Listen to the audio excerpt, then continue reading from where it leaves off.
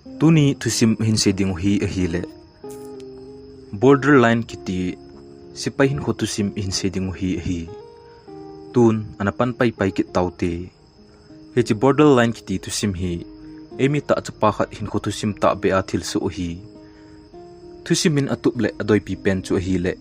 Inam sung uwa Sepoy pangho. Gulang hi henlang sinay chanay ho hizong le. Gen thei atho na ho le inlang. Anule apa aji achate atlangai dan ho hethim ding chule namsung a Sepoy pangho jose za bolding day sa ahi adong pa Sepoy panghile nanglanga ya Hinkho amandan ho hetpi ding gelin naji pa Sepoy ahile nangle na chate nop sa ding day ji Hinkho aphal gel do jingin heno te ho injong na chate Sepoy pang ahile henu nanga ya wachano api hlangai a akam aka a pen kho gel do hite gamnom pen azong ichunnu to umkhom ding ki ngai cha hi chung pathin anga taupi jingin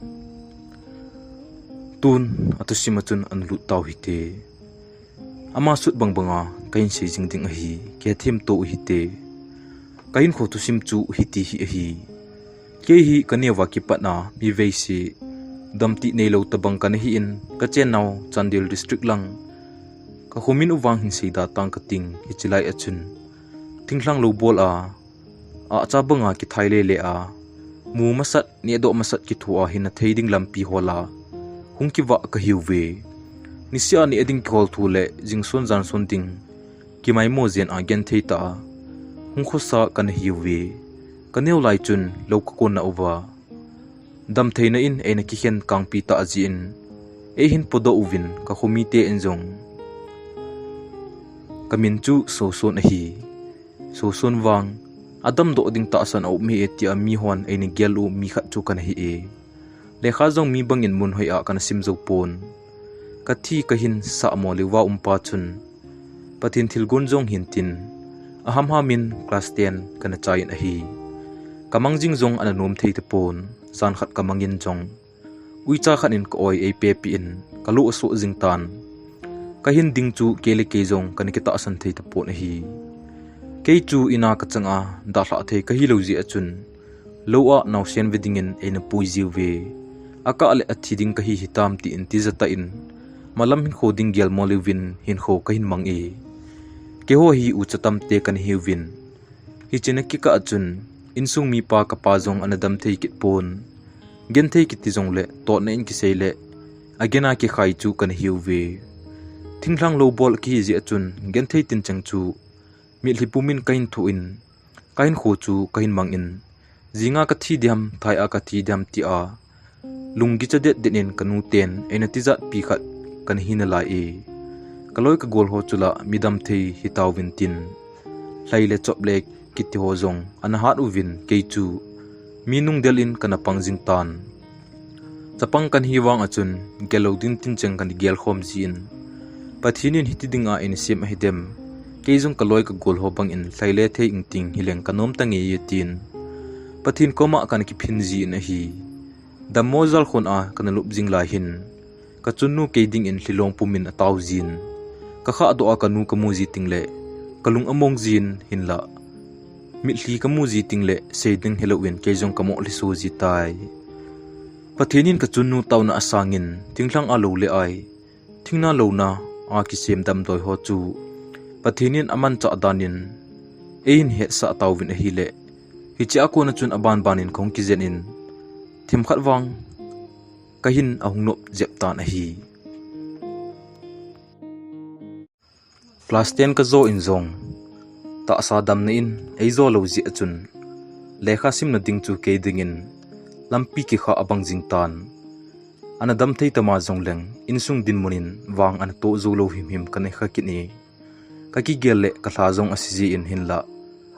ka wang le ha min ata zo lo hitan te ka tin ka thli ka ki thi ji tai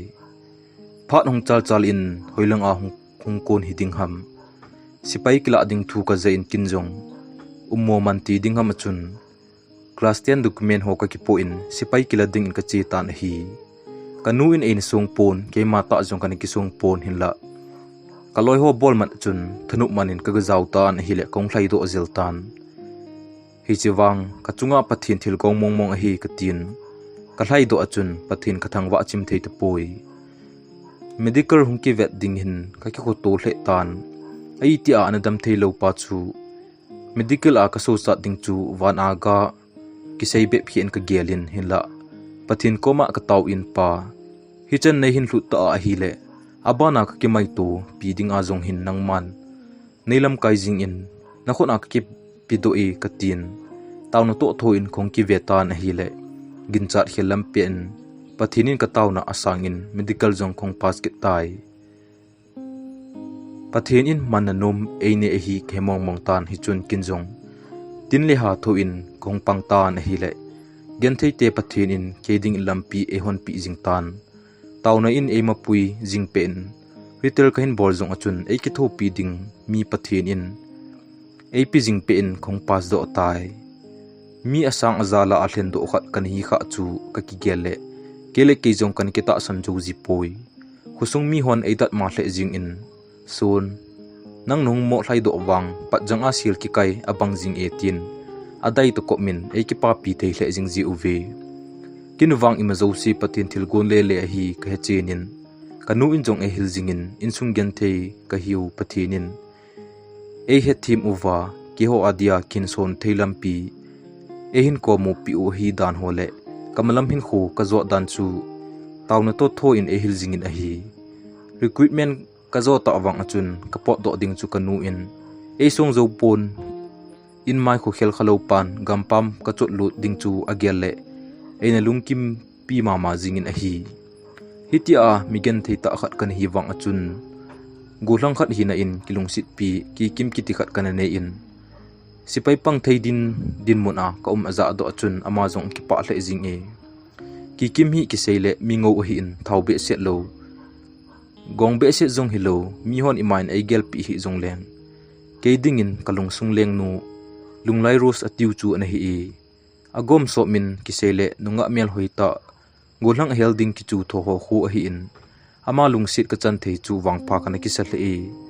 wang sit na khana kana wang sit wang achun e ngai lu ding mi him kana nei na line a hi hin la milung leo kin wang kana song lel hle ji e chum kha zowin calling letter ka hin mutan BSF adingin konglu do tan hi le kanu ten borderline zamu galetor hat namuna cheding ka hi ji achun elung gimpi le in hin la malam hin kho adinga ka gel ji uchun nomleng daleng chilo the ka hi poi ka tin kong ki gong do tai ka che konin kanun eina hilin boy kole vaila a umding na hin mi mu si na hin to ding chula he sa hi jong le mi to kina ki bo hin bol hi ben insung gen theina kile sa ding nang ni tai atin kadam doi ding e gon pin tawno uchengin e hla do tan hi le lungmong selin khongwai kon do tan hi training ball ding a ka chi ding kon in jong ka insung mi te ka thlel hle na ban a ki kim ka thla lel wang chu o he anawale dam sunga ki mukit lo ding bangin kana ki gel liwi hinla chilo thei kan hi ta lo ji achun ngai hle jong leng ngai lo bangin kinung helo ben mit hla det in ka pen awang kho ka chun le zo ka ngai ki kim da hla in training na dingmun jar khana ki report ding in gen thein na dingmun khain zon tai ka pen ti la ki pat manipur kho khel khalo pa chu mizala a angol ka bang jing in thuki sei la ki sei jo si chu kaher khat cha zau ta po na hi le ka da le jing tan hi mi thil bol jo si chu ase apha hello in lamven in ka veden jing in aka le ka nui jong ong ji e north east langa hong ki pan ho chu ka ki ngai lu di se uvin bengali ho le kol ho chun paule ham problem tin in nui si le jing ji uvi amon la ima ai mulo ki hon jong ipi aki gel chom di lo ka kina lom lo wang wachun kani ki mu num ji po ve in langa kain da thla kanu le ka pa ho pi na man pha jong kana mu be pon a hi le kalung helna aki be che jing tai ne le cha ahun ki khial le in mun a inu ang sunga naw sen banga i dei chen ki thuma ki pindi ne lai hi in hin la hilai mon achun ele e ki kho sa na ahun hi ta ji achun ka gen thein ahun ki pan tai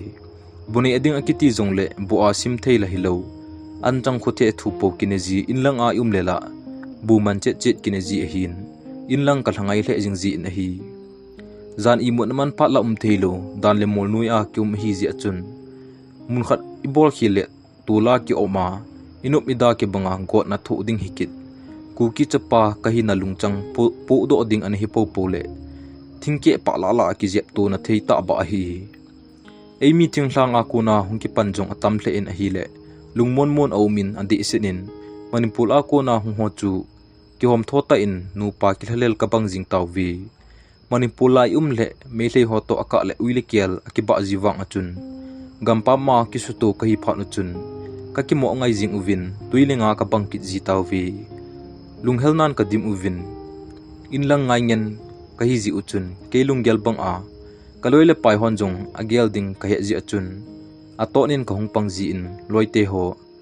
ipin lungim piu ham hilaya hi training a hung hi powi pusal kho pi manga I hung u hi powi ti powin ka to jin hi le ka ki mo nui sa ji taw win hi pasal se u kan hi powin nu mei jong tampi a zawin lup na gina chumchumin able pe uvin ka ki mu to ji ting le ki ngai lu te in kom ji we pasal ho bon chu bong a kilung hel ji chu nu mei ho chu selo a mang hi jing uvin hi kinjong ka to ji in ibanga me hoi the uwa ipidia sipai pen ta nong hlai uham na ho wang pasal la lo sagi sangin naman tam zo ve katin kadai ji in hi le en ngai thei hle jing ji ve mila ato na pang thi ji achun loile pai hon en ngai thei hle jing ji uvin hi kaloi ho abang chu dongmani a in kuten adei sa lo uto training ki cha ki cheng ding a mauwan ki cho loi to adim jing uvin keila akalung sit ki kim po kachuti gel jing tan hi o he training kain bol pat nu chu ipiki seita diham inyau lai sipai ki tile lupmuna sumuding dan a ki ngai tu chu ata kain thu achun aha sat dan wang meidila ki bang jing e zanla ki mo khatalo imut phat hai tai tia imudia ichi jongle iki gel na a ikithim lai ta le mi hin ko do ki ji na lai u van ivel le chunga chol hla wa imsel na lai hichinui achun eikili le sa jiwin bon hlo lai jongle bolin akiti kalsi chu ida idoi a kikili jingji hi mi veisima akizi achun hitia kahin bolbol le kadam theinan ahin zo tapon kanat nan ein pha ki gut pha nin kanu in kongding kon allo e simpi ho chu kanaji na hi le ka phadom jin hlaile chop kahin bol ting ule kadip hongna do ki guji in hinla ka tho ten tun ji in nikhat ding ka ul salun man kamute ding hi kati in kadip ki kisimin kongpang ha min hi le atamzo ka hinzo tawwi kata sala kimsu che tan bulmela akini ewanga oiwana thei ehkit pon kadam lo thu hin hedo kileo inlang a report chi kile ka field dial kit ding hi ji achun ka thu ham ji in hi phatong kanei sunga kan kute to ke ho ting le kanu in boy na phat nam tia ehin do ji ting ule gu thimin imitli akithi ji in hinge henu ima ka te poi kadam sele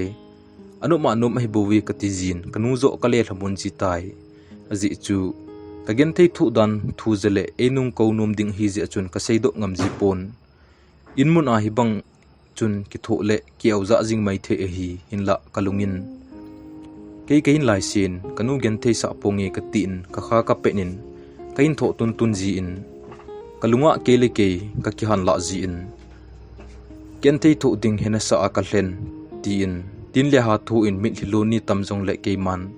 kan ki thi ji tai kanu ka ngai le alang khana ki kim ka ngai le hin khowang nup na him aum pui zan chol do phat ki sanjong lup na ling ne a imu bang in lunggel na in akima tha den ji tai ki kim hin ipilung ni gel ta de o dongma dang anei khata dem tin kana lunggim hle jin a hi hinla pathin koma kataw kop jingin kamasang lampi kahin zo jing tai training lai ta a meipum kap ding hong ki ti ji ting jong le kadoi le tup na lai ta chu ki kim maidan in ka gel ji in kahin doi tu chena kahin kap ji chu keichun la nunga homel bang a kana bola ka kap wang achun mak kana moi hle jing ji in hi le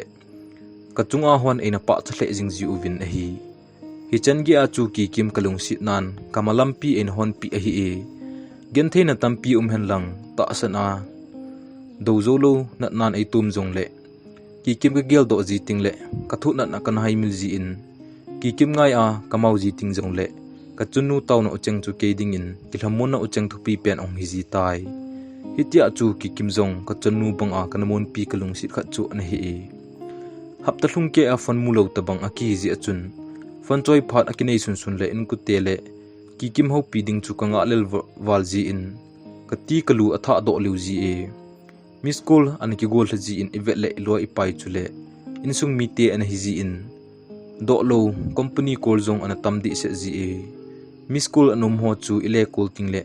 aza aza na hin se jiwin son mi te wang sipai apan kalsi ho pi the 80 po ina tia in sei lo omin ke chula koi nup sa male in iti le in lang asuti ka chi in kong den dem ka chi po po le kong kinung le ta le kon hilai a kolte khut go ne ne jing diam amo khu tha hlona dinga bon ki hlo ka tin aninga kele ke kan ki phin lung han na kom jong anom da poi zan imu chimlo ji achun khat ve jong hi class kala na wa kong lu in kamai auto pass se na a kong ki nei wang chu nup le dam lo wa aw idal aw ehin ti chu seding hello banga bolin atiti ka bol jing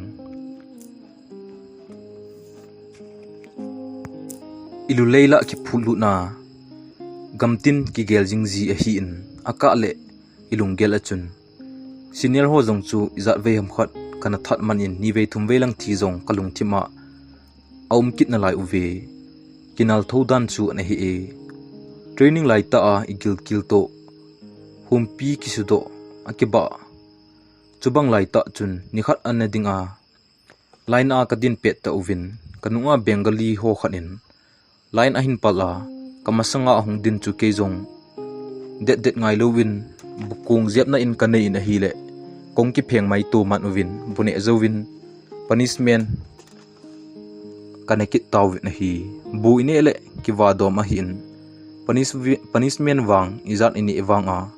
ki wa lo hi ji achun ki du le ki du mo le ni tho ding chu a hi jing e chubanga dap lai ta achun bon thlu lai a e kili le sa ovin hi le kalung thim achun kanu in boy koima to nakina loading a hi ati chu kahin gel do achun kanu se kangai lo ji a ka thu ji achun ka kisi hle jing in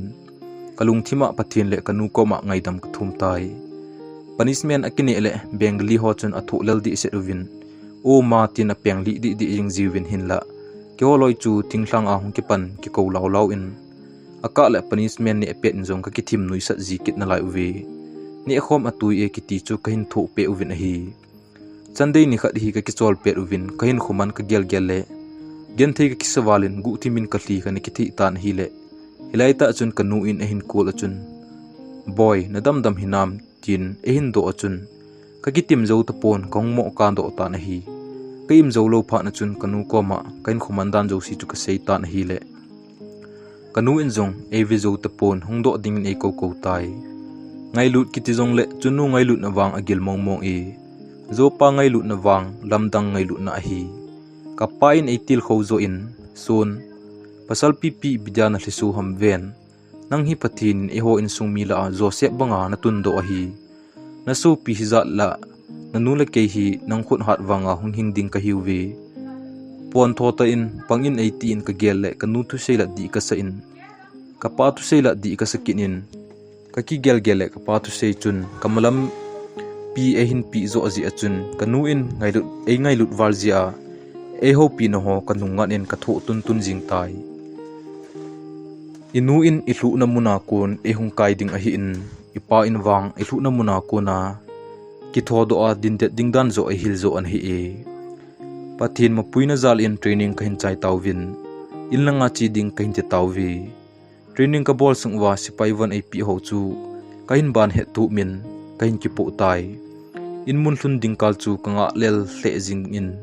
kanule ka pa chule kalung sit ki kim mel muding chu kanga lel wal in saki to a than cheng kabang jing tan hi christmas mangding kabang jing uvin in mun hlun ding kal chu kanga lel hle jing uve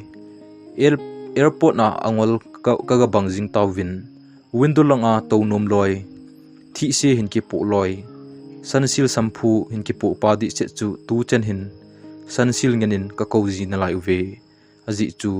ka training ball naw mun a chu kentina e chole thilman hlom cha cha bo hi window a to nom pa chu ititam ti le ato khom piding pa ko ma chun ka chil ka si no me window langa nei tu sa wo ahin ticket na lai khat pa jong chu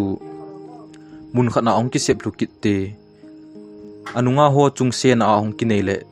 akam tam jep tin keima ma chun ka sei thim selin adam lodan in kan se in kan hu do na na e baruma khot sop ding kan thi di set uwi chiwang achun ka boi tho uwi i khut i koile ama chama hunglung jingdan a hin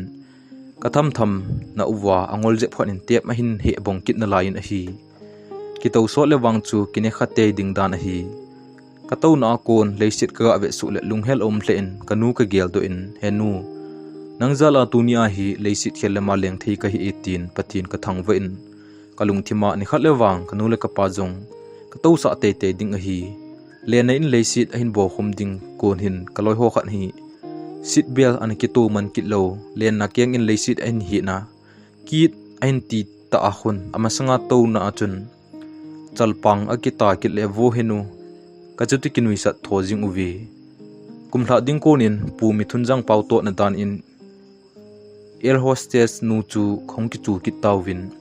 we come again next time ka tiwin kain da la tawi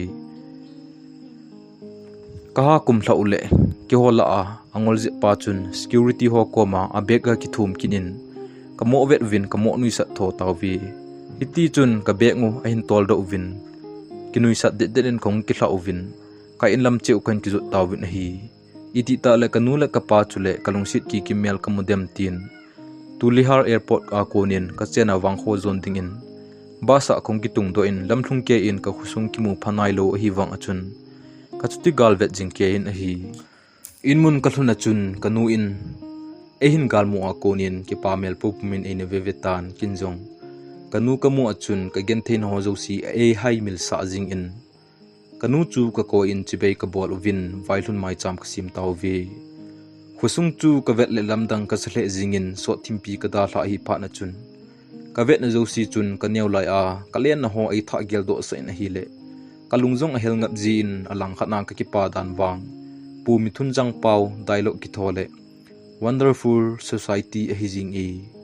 ki kimel muka ka ngalel hle in ni hla ane zo hin ka walu tan hi le kidang asawalin kam kaliwin ai chuti vet den jing tan hi kinjong ka tonin tihla ne hi sa ham nei chuti vet ka hoi thim ham le ka ti le khat ve e hin chumin na hongding nan ma sei le na thi di ham ai ti in ka ki dai thunin pha sot pita ki mulo sunga lungko am ho zo si chu pha chomcha sungin kain sei hlun tan hi le ki pal hlasit ka kop hlun tan hi hlawa nuya ingai pen to lungsi thim tu sut khom wang kya ba hi hi jinge ehin dai ji in heu kol pau na thip dita hi ona na che masanga chula khat cha bon helowa na boy didan na 80 in kinjong ke ka boy nai sai hi amozo aboy hi bu we ka tin he le lungdong pumin idida na ong tin e hindong ki na chun kinjong ei pau ki tho ji chu ka ti le achuti nui dan jing in aki pa dan chu ka vet le ke jong ka ki mo pa pa jing in a hi in ka le thunin kanu do ka ki holi min a hi le kinjong kom dan ho ka seitan kanu in aza do achun mit to livin a vin boy dam sela nong hlun hi apase ta e aban awang chi da jing tan ka gel jong le kai thei ta he nadam theilo to na ta sa jong agong mong tai chi da tan e hin tin kanung chi ding chu kanu apum nup tapon hi hinla kapa in wang sun kol thabe ho khuzat in bon zowa iti kuki chapa na pa in chapa na hin nangin na zolel di ham tin e hin til kho pha na chun kalung ahung lin chom di sin in a hi le ka gin the ne zo si hai melin kamasanga thingle song izat zong le palhung ap cha in kong ki tha gel tha ki tai hi chun kanu ka le thamon in henu to ak gen the na hi phar khat ting le ibon cha wa inop sa ni du zo hi ipinalung kham ham aha zulai zo si ki zo ta hila saipi khubang alin wa zo pa pathinin i ho adingin ima it ponti tin kanu ka thamon le keima thamon to ko min ki pa tain an kong ka so khom taw ve mi min ikim vel a mo lung thlaina a do tingle mi phat theina ki changji chule mabana jong gen thine le ha san atampi ki pel thei hitabang achun kinjong training ka zona ki pa mel chi na in khosunga te si chat mo hazo si ka ko khomin ki pa an kong ka so khom taw vi mi ho nui sanin umjong leng ni khat ting lawang pathinin e hin tun do ding ka ki ta san thonu lai in a hi kanula ka pa in ke chunga kinep na nei thun man sa jing ding chu kanum the him poi hi che kingun a hungthla zo si chu ki pa na le pha thei bo na ine uwin sumle pai nei ji a ka bol an hi pon hin la amho a ku na pha theina ka chan chu leisi na kanule ka pa ban a kanei ho ni tan kamasang a ka zo ding lam pi zo si e ki wat ngim pi abangin ga ki seile hi chipe ta amho phat thei zala ka ki son dan chu IAS exam boleng ka pass ding chan gi a khun kan ki song lewin a hi kalung among ma jing tan hin la kalunga hungkilang kit khat chu pungam sei ham dan hi le kalung thimin pong a hin tin hilai a ka gel do chu kain sung uwa ko upateo ka sating se na ding te ahung hitai ku kite khan don chi dol a chu upate ikisu lung thlai lo wale wang phatna ki chang poi ti chu kain gel do tan hi le gangchelin kain ko tan upate to an kong so khom na khat bolding kain gung tawin phat thei kan ki thum tai sipei khong pan do chu kain sung ti ta lo ko upate jing jong ekipa pi hle in ken theina chung nung tho a epan pi ding be a hitam ti akan ki gel lai a engai lu kan nei ji in pathin ka thang ve ichini khuwa phat thei bubo na chu to aka gel gim nei ka shle jing e agim nei ki ti chu asilam helowin ngai lut na chungnunga phat thei ebo chu ka ti zo hi lengwai gen thei pul do pa chungmang pathin in phunglai a gubang man so namtin phungjol jalai a zaitha phalbang ham so tin phat thei ebo in hi le chung pathin ko ma phat thei i thum pi achun tuni chen in katha be ni le katha ki do sa in ahung pang pe sipai training ka nei na sungwa bon kahin ke po zo si von kahin ke po zo si chu khusunga mi pa ho kain sunga ka kinai pi jep chule ke ho panga lo bola ki wa mi pa ho chu ka pe in hi le ki pa thei dan chu ka vet le kahin na ki be dan in ka gel ji e aji chu gul chu lo in gul gu a he poi ki ti pang achun ka gen thei lai wa ipu te khan in von side du zong le e hum pi ji khu koi branded von man tam ta ki pisang a ana ki pa zo ji a hi hima bang achun ki pa dan chu ka vet le ki pa na mi hli along livin a hi pathini kai khomni ahung thung tan hi le ki zong ka thop na lam khap chu music na hin guitar kan ki po a la kai lam kai chu tulai pawin ki seile adan dan kim tho hi hobung mi ten ekpa pi the hle jing win damjo to lo dinga an gel paw chu tunin wang dam sela sipai pang thei kai ta ji achun abangin kidang sawalin emo vet den jong anum da po ve ho in ka kai sung uchun mi pa them khat ka vet le sipai won ka pi ho ina hin ki wan lut loi ka mo in kalung thima ka ki mo pa jing tan hi pathin ka thangwin pa kain kho anamang ding ta sa tunia damsela ka khusung mi te chunga thilpha bol do theding a nei koi na lai ji in namin ka thangwei tin pathin koma ki pa thu ka sei chim thei tu poi topic ga khel ki leu hen ki kim to ka kilung si na thlun jong phat so tan lungtup mol so ding ka gel ta wang achun ka insung mi ten wang phat wat sa na lai ji wachun ena phalpi zep nai po ve ki kimin jong lungtup mol so a in chen sim ding lunggel nei tan hin la ka thlamun ji in to ai ni ki chena iti ka im kho manding hina ong abana suti khong do ting le ka tule ka be kan ki puya khong thum diu na hi tai tin ana ki gong jing o ka tile ama jong ahung nom ham hamin chomkhat sung bo ingai to ten khom na phat omji achun ka pha chu chomka shle jingin a hi phalbi nilum ki oile gol ngai ko ma to koi ba chim ding ham ingai khat ko ma ito le pha chilam halloween jingkal anne zowa ki to bi ham kitil ni hla lang an hi jitan nisia to thei be hele kalung dam dom di za sipai holiday hung kyung do wang chu ichi nom na az zong ki chi manji lo ichi nom nangin ibol nom ngen isei nom ngen imu nom ngen hinla koi paham khat hele ka bolding tamwala ka mo mut na hitai ati dan chun keizong bolding pen khe ta lo ji chun in mai a ki mo tun ji in atamzo in wang kalung sit ki kim tot lung sit thim tu sut na in phat kamang ji na hi le adanga kaman sang achun man tam ka shle jing ji na hi ilunggela ki seinom chula asang za simzo lo hi jing in hinla kamchinga sido ding chu lungmol le kamol ke ding in ha sa le jing ji e loile paila a to na isei le seiding ekipi be ki bangji na in hinla ki kim ko ma kom tingle akingai kai thun wang achun aka le kaza chaji in kanamo kitun den ji tai sipai training chai pa nonga khat ko ma ima sengam lo pa ka kisu do ji ta na hi hinla lungtup mor sodia kitep sa kai thun ta ji in lungmon na ka nei in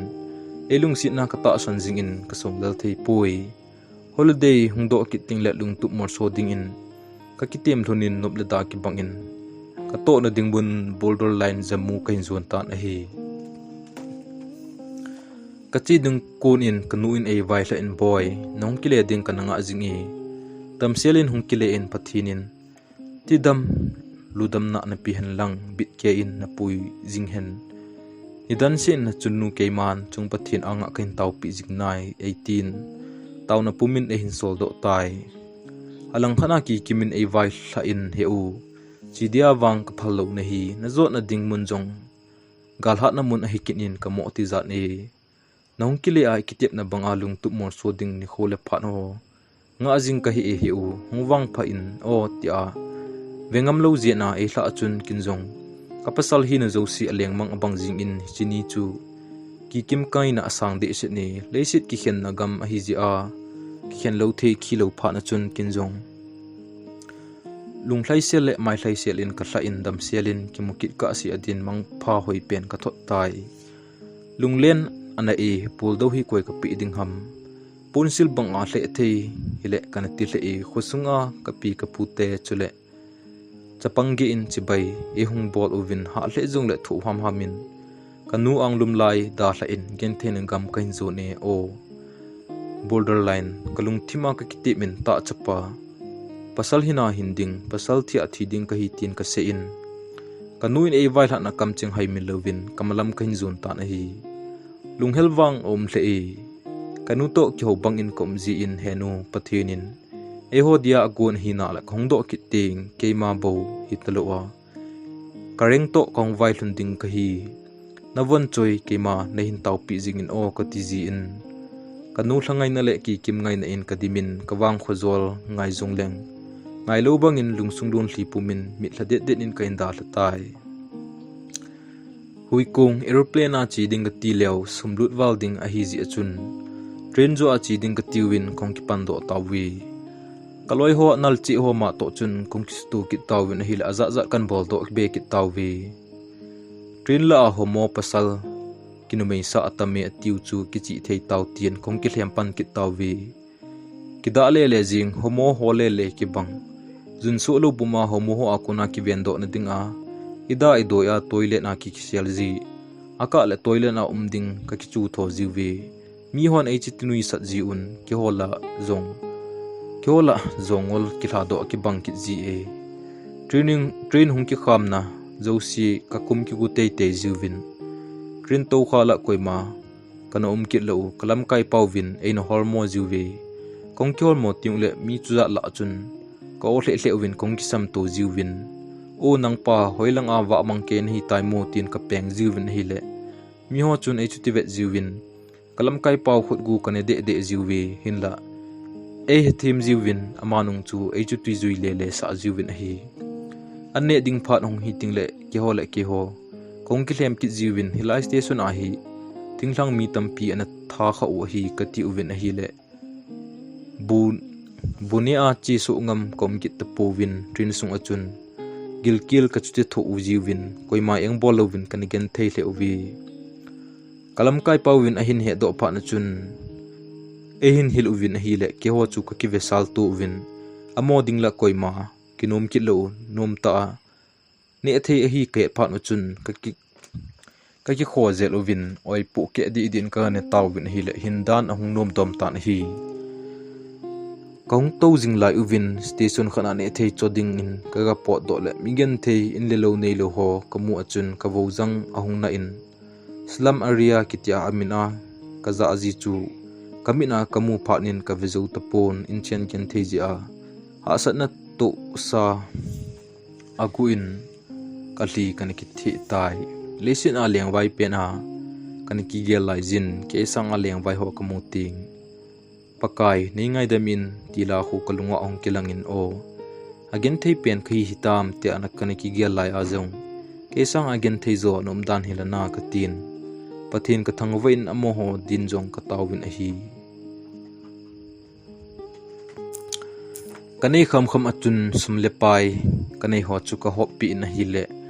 akipa thei le jing vin ke jong kain kho anum chom le jing in a hi gen thei te gen thei na chu gen thei te mama in a he thim a hi mai e manipur khel khalongen kisu to na wang chu ipiba isei ta diwham min poison ni eding in hinzo jong le ki chu jing ding bang in amum do e kil dang cha ni khu hunglung jong le tho ham ham a panla ding a kal song kan hi ta ji achun min izat se hen lang thu boy jong le ka chunu tawn zalin kana machal jing in kalung len ni kum le kalung sit ki kim ga gel ji in lang thangai na in kadim thaji e hiti chun khong ki tol tawin lampi jong chu a south ve o koi chapa sim hi za hi chenlom lom ham leisit ki chai nai lo ham tin ka phun hlung ke in to na za chum ka sim khom win aka le ui cha ki te li banga kho hello train chunga anikina hai ji tan hi imun updan wang chu kho aniki hello pha chom kha zoin jamu frontier ka hlung tawin hi le kalung ki dang hle na hi india gamsung adia borderline ki ti jong le gal tamna pen mun hi ji achun ki achaji in hinla alung pan aki ji uchun chom khat ki chor so win hinla hilai muna lamkai pa chu agilo thimin hi le ei masajep kit uwin hi kingai lu ta ong kilon tingthang mi ho jo si chu ka posting munu achom chi ong hitan hi ji chun ka kilalel hle jing uwin nu pa kai khen go ka bang jing uwi inlang akingai le dong manu akingai le tuai loi ho to khian kit di chu a e hilai achun indo pak border vengdia hlen do khat kan hi ta ji achun kapum mei cho in ka duty post mana ka chi tai jingkhu ongwa le nilhum ka nga lel jin nisa ang hlun ting le khuwa akal ka nga lel le ji in ni kho kain sim jing tai gal ha namun a ki ji chun ki ging jinga angai tan humpi se chan bang in sin gal mi ho akona ka gam sung mi te veng do ding chu ka kin du pi pen ong hi tai ki cha ningen a hitan ithi hin sei thelo kha ma hin kho mangdinga kalsung ka hi gamdap a hi ki ji achun aka le im so omdi se ji in koi duty pu mala in ki mujing hen o nunup le thi uwin mihim wa dan a ti ding chu lungjat hle ji e hinla igam le ventup na ding apan la khi ji achun ipasal hin zo si po do na ki pangjing tai nikhat le pha chum cha bo fan ki choi man ji in hi chun lungmong a idei chan sei theina phat ombe Sepoy iho pinom ngen aki hi sa ji in mi school imule red card ai kiwet sa ki ba sa ji in banai chain kain kul ji in short cut lang pangin kain ban chho pi ji in a chaina in pha sau pen chu kanu chule ki kim ho pi na in kamang ji na hi a o ka za ji ting le kalung hel hle ji in chapangka aka ding chulung zat hle ji e hinla nume aka le hlem ding pasal ki ji chun ki pa na ding le alung mona ding thu ho po ka sei pi ji in phat ong chal alung tup mol so na ding phat ong hlun ding nga jing pum achun kangai pen ki kim to thuza chom ka kheu ji hlunin hi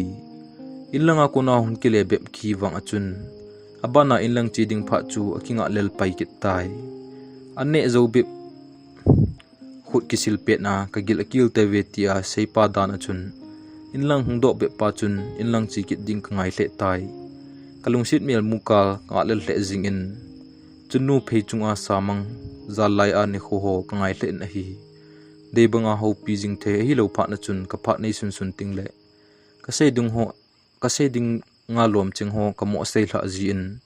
ama hamsa man lovin kana thlaji e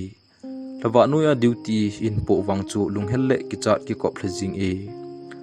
inlang a insung mi tele ilunglai ros akigial to borderline muna galmi ho vet to hi kile lunggel chu apola la jingji na hi nikhan hi ki kim ka kole buji atiden tan ka phat nei sun chu ama buji kol nangenin ka matha den koima jong ka hopi man tapoi azingin ka kol kile buji atikinin aboy hinte hinseina lo dham katin jingni khok nga kitai hinla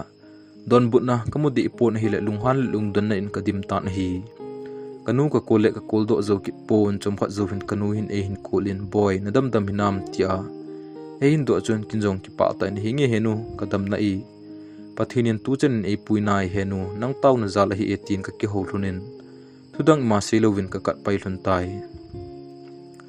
jingni khu nga kit mai di hitante katitan hi jingkhu hongwa tan zan imomoli wa ka nga phat ong thun tan fon ka chan chan achun gangchila ka switch on le kanuin e hin kol pa in boy ki kim thu na za hitam tin e hin dong e hitia koiman ki kim thu e hin do kha loji achun kalungin gangchil in gyalo din thing cheng kain gyal in ki kimin ji anei tai hin ti achun seiding halloween ka fon to la a hi la lam kan heta poi hi chun kanu in boy so son hello nanau tia fona kanu in hin ko chu kamang abang in ka za in ton bot ding jong ka gyal thei ta poi lungthim ki bot ke bang in ka tha azoi thajing tan onem hiuwa henu ti di jong ka ngap cha ta pon hi lungsit ki tiwang gunei hi mong mong e ti ka he chin tai gente kile na dia kana hlen ngai no in la phungdanga pa dia lunggel nei hi ta ji achun kelunggel ban ding om tapon o he kapum me hi ke dia ka gol ngai pen hi ding hitam tin ka cheng ka lo tai alam thung lo ding kilung sit wang agil de in mol so zo lo ding lung tup jong asang de gen thei phat ki chai ding nga jinga lung tup mol so ding ni kho kasim jing lai a ke dia ka thina thu ek sei pi bangin kalunga kapuna walji in pasal hi na puzo talovin kamit li alung kang thei tapoi iti ta le kalungsit ki kim onem hewin kathu na na josi aman sa in alungsit na lim nu ya ka to dem tia kanegel la in zinei kiti thu chang se se chun lungtup mun hlun na dinglam pi josi palsang ta in again tan tan hi iti ko jong leng ke dinga ki kim kang lai in pom thei kit phat talo ding hi ji achun ka vet na josi chun ki kim e gel do sa in agu in mitli kana ki thi tai hitia ki kim pul do a kom zan duty ka po lai ta hin kom na koma thingphung chung achun vakhu te ni nu pa lungki to ta thingphung chung a to hlun kain mu do ta na hi le kele ki kim dan in ka gelin kalung helwar je achun kinjong ka pumpumin ki kim kain la choi tan vakhu te ni nu pa bon ko ma thawa nuya samang zal khom ta idia ka ngai tu ni aleng dang ang lai a zalding lunggel na hi mo sulnung helo dia chi nei ta jong le heu ka khen tai ti be seine kham ka hi lo ham koilung lai in donan te tia na gel ham to ake elhem biding hoi ba hitam senne apat kilung sit na idia tu a mit phet ka lo na tan sa jing the ham ilal sa thim tu chi ho hoi la a vai ki the bang nga len mangsa ding wang ka gel ngam hi e tua ki koi to lai leng a nawang kho kai mu ting le ipia kilem ding ka him hitia nei da la ding le ka gen the na zo si jong la amang le iti ham nang koi jong koi di ponti numei lunghlom na hi e boy lai kha na leng khom the hi len hena kolni jong e ni dingin su ponti ka changin do zo pong e boy nangai a khulsin ka chanding mel munom na hi le kamel mate khut nunga kalungdam sa hin muin na tin analung mung tan ka tin kali ka githi tan hi hitia kain khoman nup lo dan chu ka spai pan khompi kaloila pai hon ina vizo ta po vi akala e hung dong ji win hilla thil chum chum min kalep do zin aku in ka chang ka kap ji tan hi hichinia ko na chun kain khoman ong ha zep zep tan ka thil bolding jo si jong ka bol loi kom sa in hi chi ji achun go na tampi kana tu e go na ipi jingwang vin ipi ka bol hamjong ka hedo pon angol bangin kan umji tan hi an le tuizong de bang kan thei te pon kan enom hle wangin kai thei him pon aka le ki kim khol jin kabanga kamu ji ting le kata zong chun kong kap do ji in ei thlem bi ding mem la om ji te poi sipai kana panchu ka kisi lai chane hiti akalong si to ki hen ding bi hi po le ana pang nai sai lo ding ka hi kalung nat war ji achun sipai ho po chung achun ka chu ji in kasam si za za jing ji lungnop na ka ki pi ki kut wang achun sot pi pul do na in gen thei na zo ka hin tho jing tan hi le kata sa jong a ki su tul tul jing kana ki lo wang achu kana gon li di chat dan hi tai changkhat pu banga hinkho kain mangtan leisit hi bang alien hi keding in mun ong lo bang le kelung mun ding mun lo bangin kan kial ta hi nidang achun break kanai ji ting ule colding ka khol thu ta bang hi ji tan hin la hichini a ke pat na chun koi ma jang kho ping up ta pon fanjong chu setel de du jing ding katha num ji in a hi thi pul do wang ha le jong le athu dan khat om nai hin lai pul do ki ti wang leisi na go na phata a hi sun khat lungmong chen a phat chi sa ho gia la kami hli ka kiti la in kanu in e hin kulin boy na phat ni nam a hin ti achun chapang ka in ka kap nomin inu ko ma ki hi po le he chini wang chu kana ha ka hle ding da na hi hin la kanulung gen thei ding kanup lo ji achun ka kam ka simin sei thei sei mo in hengi henu ka dam pet ti ding hi jing e tin ka don put tai boy sa da hin lang ki kim gel da dan nalungnat ding dan ka gel le kinjong ka puzo hi hitia na hin moda hla thei chun khunung an chen khom pi lung ding ka ta san di poi gilta in gelin lang amil na ding gel ju tan tula kamang anom hi kamanga kahin mangsi ji e boy hijong le lung nyau hin na chunnu ke man kahin tau pi jing nai gen thei te pathin o mi a hin ti chun kal se na zo si akilamang abang jing e kaloi hon kom chen chu eidat ma hle jing uwin nidanga to na bola ki seimo pa chu thip chena kom ta ji achun kasar pau win jong ei dong tan hin la kanu ka ngai dan in ka sei ji in hi le ei dai ji in amo pawin hei ku ki asalai tham khanai lo a ipidia to a lung hladai pai jing na him awa na la e atg in kin la don lo asei be be chu ti se in kin jong ka gel be be ka chu ti gel in hi aka le ka gel do ji ting le kalung hel the ji in ngai lai ban wang ha sawal e spy training la ya bon punishment chu zat ki tho a ki kap lo wa to a ji nei na in vo lo wa e ka sa chu ka gel le kalai ahong na in ka kiyal gele kanu se ho aban chan kalungin ahong kilangin building ha le jungle building kahin gel tan kain kho ken thei sa miem khat chunga lung kel sangin kama banding ngai tu zo tang e kanu gen thei na ding be mahi kelung na ding e bowe pathinin ki ading a phazo agon jing ding ka ta sani ahoi zo ki mu tho tho ding hi kapa in chapakhat na ehin ngala epidia ke nunga a boiding kahim kele pastor solal boilodi iza somun bon hilo katin kele ke kong kilamonin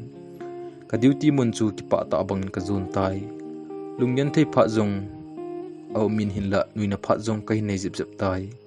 ki pa na ding kain khol pan tan kalunga in ho hi ki pa na ding i hol lai si in ki pa na ding awat pon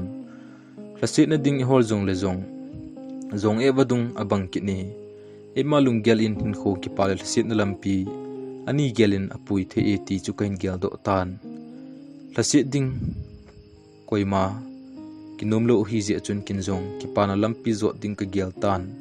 kaloi ho punjabi sipai ho to chun ka kidai ji in amhon punjabi chon dan ho a hil ji win kinjong ku kite chon dan khan dan ka hil ji in a hile ka ki ngai lut naw jong ong gi be che chen ki pana ding le nuina ding tampi jong ka sei khom ji win sarpa ge in kanui sa jiwin hi le kong kilung sil hle tawin hi ke ho lom ke ho company la chu atamzo kolte ngen hi ji uchun khamul saw ngen hi in kong ki tai ji ting ule amon la shading hi wa ji lo ke akam tam pen ta bang kai ji achun ka sei lo loi ji in tuisa zaw lo wa no mul tu pia ka git dham ti po un ka dai jiwin hi le ka chu tinui po la jiwin chapangol ka bang ki tawwi koi nunga thu ki sei talo hi na tonga kachi ji ting zong le ke chu thingthlang mi khi ji achun ingai na agul imule ki tha ji mong hi hinla kolho pathin hi ji achun katha ji ting le e vesal jiwin ke zong yang khan san in ka ki go ji in kanekit ji na hi le e phin jiwin kinjong kale phin ji in to ai na pathinu kane eja khongil kilni ni le na ho kisan kane ding na hin lai we na ho zong sa hi tho kati ji na hi le e mo vet den jiwin chondan hesata bang hi jiu chun to na ngen in ka kila jiwin kanui khom ji taw we training ball ti la ya hindi pau anaki hello mi ball anaki ball ji hin training line ni khat di se chu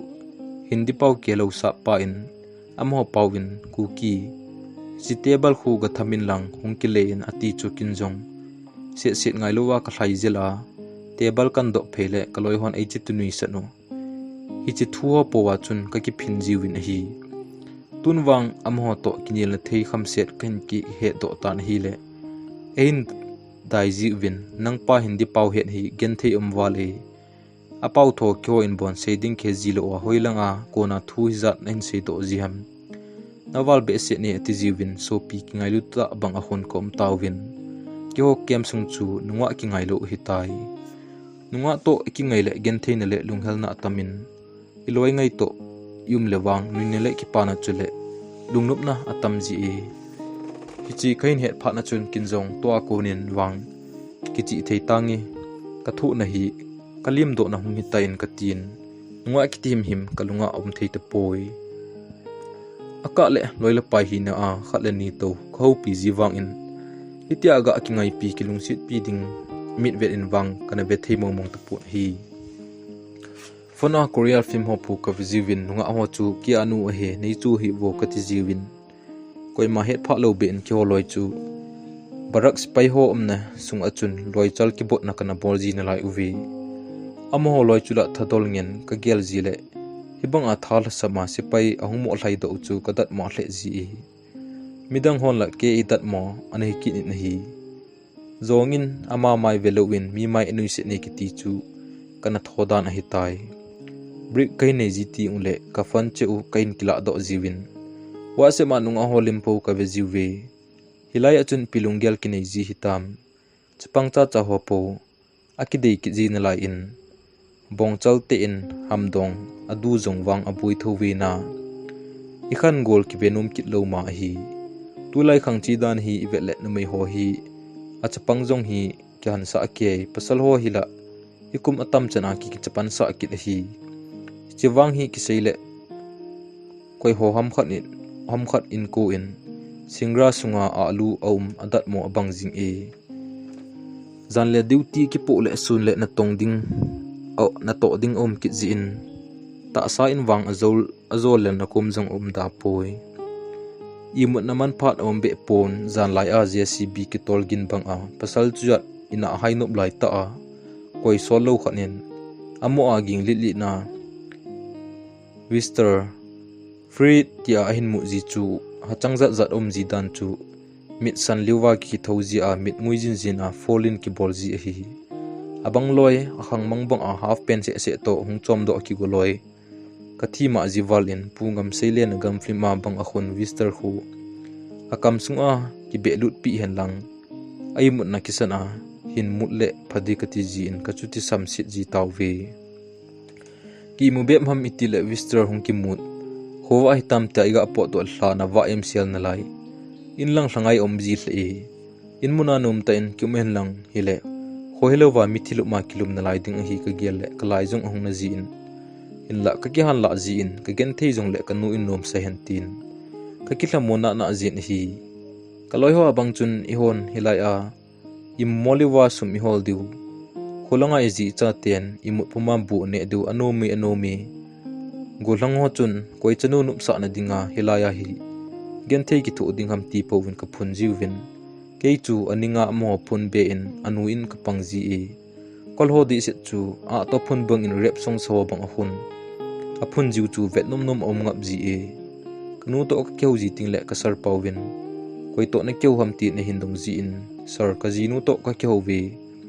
naute tuition feeding an se e ka ti ji le Oh sorry, take your time ahin tikit zi na lai in kin la. Phaje kisa ka keu pi zo si chu ka zinu dan ka sei la zi tai. Kasar pawin ipi mongmong ngai to hit dem. Thilkhat bolding po le ke Hinkho ta lei. Eng bol ham ngai lu zi ham chula khat pen hitei ding ahin. Ai pi chu tele kamin hi ko no sa ten hi dan hi. Kolte min chula ako ha thei dan chu. Gangchela coding itile. Idang a ilei o den zita abon wa coding hile wangchun. Kinilhum mai the hi. Numai to fana ikhole. Heke kit na lai o hi. Nungwa hi kha akal si chu ei pau kizil na in amang ziwin. Seimo sa in boy na min ipiham. Kain lungsi ne bu na ne tam ti po se uwin tin. Amo kichai tingle ekeu pinu kasi in kinekit. Nungwa akul abangchun ein ho pizi ting ule. Kia ding sipai khat nehin hol pi o ti ziwin kinjong ka phinji in. Adim se ne akhomul akyang to chen ge akai tha. Mehol sanga amayo vom zo zong adim se ne ka ti zile. Eine do zi di ziwe. Kaloi ho abangkum chun son nangwang sum na ho ta hilana. Ne ti ama ki dolding hinamo tipo wen ei dai ziwin. Hichilai ta akalung gel khat chu hile tulai asipai pang ho hi mi atam zo in again tei thu le ul saluna vet talovin ai ATM 1 2 3 umza zo avetawi ti kahine do tan hi insung ha asate akhizi achun alin apat aneu pen chan ge ke chung akingai hi pha na chun sumle pai ki muzong ka dei bang in kamang changam pon kanule kanauti agil kil sang in ke zo in thu tangi ka tin kaza ding ban lai zong kanung het lu ji in kain sung mi te ding zo in ka koi ji tai kanu in fon ehin bola sumle pai ngai cha thu en sei ji ting ka thlamon ji in henu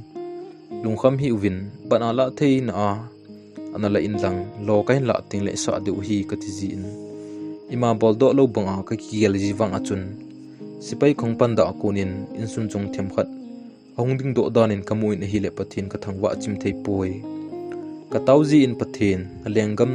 a na tong dinga nei dei len a hi ka he kapan muna kunin nangman nalengam na nei to sa in damzo lo ding ta sa dam na nei pi a leisit mi masang za kilai te na nei lo thin sa ta hi le tu ni hin kanu mi hli zong ataw no zong nangman ki pa na melzo in hin le in kati ji in kanu in zong jingka ni la sin ke ding in ataw ji in hi le ka khutna ka choi ki ven dia ka po ka mei pum sang in ka chunu taw na in galmi akun in hlat do jingin a hi leisina chunu ngai lut na hi ate pi thei thil leisina ompoi sun khat zong break ka nei lai ta hin ka mo man chun ka wa se ma message ho ka velele in hi le phat masalai alung sit lung tuk mor so pi dia kana kite pi sa ki kim to ka keu na hlun ka hin mo to kinin alim ka vele ni danga kana tu akhut chu midang in atu kamu achun ka hla sit war ji in kami hli kiti tai miltang e ti a ka gel hla nung in zong alung sit na in inung zuijing na la e ti ka hen hin la kinep na be ka hi tai ka gial chen in kal sit na hong tam che jing tan pasal ka hi wang achun ka gial ji le kilung sit pi khat in jidang e ni san chu ka gial in hi le naw sin khat anu in ada hla a aka bang ka gial jin gambalai a kachangin kanel so jitan hi zalai huili ongnong in lungsi thimthu ahin podem tin kalung in ki kimbo ku gel jingin a hi hichun keman jong ki kim numai lunghlom na hi jin kain oi mo poi kenthei na zu in e hen hlun a hi hiji genthei na hin ma khoa na hin lam to da mai hen mi phungdang chang hiti jong le chun kalung sit na he jing nai hin la I bailo dingham tuibu sa kilo kit thelo hitai tin katang in jan lai thawa nu achun hlemding be in kamautan hi lasit pe ta in wang kep na ding igel wang in ai thei ji poi hilung sit hin kho kaman thun lai a kom chen thun gi gel ji in spai kapana kong ki chen zo thun ting le ke suti ki chai ka kile ko na aka ding dan le ka vai thun a ki pa ding dan kana thopi ji ho ka gel ji in hi le ka gel zo si chu ke ding in lung hele la sit ki be na ngin a jing tai lung sit war zong gen thein a hi in ngai lut war zong la sit na hinom ji e ta san be se zong ki pal na hi ji in kinep na be se zong lun thli lun na in nalam tu nom ji na hi ki lung sit hin kho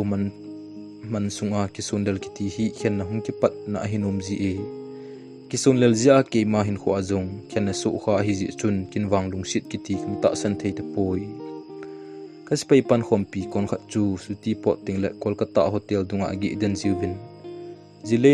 jinele neilo thu umlowin nungwa hel na in akipai chawai dan ji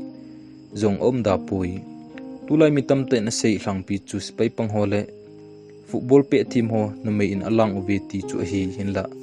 pathil lungsit le ben bit na chal in kinwang kanung taw na ucheng kalunga hiwi bangin ka chingjingen keidial hilong puma ataw na chun kakipal na dingmun akuna ina veng do jing in galmite meichang akunin jong e veng do jing e ka chunu taw na mi hli chu ke ding in kalum le pho tha na pen a hitai kam naw mun chu gal ha na mun a khet wang achun ke hom na mun lai ta achun wang galmi ki mu be pon hi kakim ka vela uwa aka le thal ong gin jap jap ji in la chutia kicha na theilom wang om kha poi pathin ka taw na sangjing nai ti ka he chenin ni sin pathin koma tawjing chu ke ding hlagaw an tui pen chu hi tan hi ki kimin ji ace ini san pha na chun ke ding in kilhamun na chu ka chunnu mama ong hi kitan mi hon la dong ma to keu na in phat atam zo amang win kinwang kanung to kheu na in phat kamang ji in hi ka dong ma nei la in kina ki phunna umji jong le tunwang kilhamun na ongin hi tan hi le keding achun hindan nup zep dan hi borderline a aki ji achun kiking jinga ngai a hi in Pakistan borders pe ho to ki gal nui sa jiubin a hi aki ki cha chu sipai ho hi tapon Pakistan thingnoi ho to a hinom ji e hinla pathin ven bit na lazar in firing ka to kha poi duty post le watchtower ho a ya ki tun lu chu asan thei dan babel in song ki seibe phi a hin ikal to na le ikum su hu kisim tu che le pung khat sung mo lut mai the hin la e gal ha na gam a gal to khalo ka hi wang achun ka chunu mi hli a ko na pathin phat the ka chan na thupi pen a hi zan aso chanin len na gam ngai na in akima tha den ji tai event a zosi chu lunghal nan ei bom e hian nong an nun lui khat in tha ngai do ki ti wang lungthim na len loi ta khat hi tai kai khilep lungmon na ding dem ti in kloi la pai hon nga ho to khe to sa ding 80 win a number ho apg win hin la kin wang kalunga ki kimbo no maidan in ka gel ji na la in a hi chule no mai zo si chu ki kimelin kamun eigen thei sa i le si sa ding bo in kamuin hi le tongma nei ding kalung gela alu thei poi chunu pa na jong mi hon sipai ho hi numi a alang ve tiu chu ke chunga kana hlun sa nom pon numi ju si hi isopi numi panga gelding zo hi katin hai ki khala sa ding jong kanom de kit poi kaloi ho ko to ji in e ho loi izin nei uwa mi chanu gen thein ding be tungmong in la kyum thei pon tin phasa ihlangai a om du ko gel kin wang ko zo he katin ki kimin ejinei san chu ke dingin ki hilna le kha don lin ta ong hitai aji chu lungmong a kalen khompi lo ji le ako ma kum thei lo ji a ka din munding midang khanin analoding a hi chu kalungin ke din min ha do na ong hitan hi ji chun ki kimjong kamo oi monom ta poi ke jong ki oi mo poi aji chu insung gen thei ji a ma ban hin kho tinggel na kal som ka hi zo e tu chanin ki pa ta in go hlang hin kho kamang dala in pathin pha isa pi hen lang pathin ging nu me kanu le ka pa ngai lu ding khat ki mu ding hi ka taw na hi pe ne Hinkho thil hunglung zo si hi asi jong pha a ila le thil pata so in nala khil le wangam na kai na ding jong damun na zut na ding lampi kha thei ding a hi Thusim ki chai tai Thusim hi ingai nu mule like share subscribe ni na bor pi kit vo pathinin pathe na bo chi u hen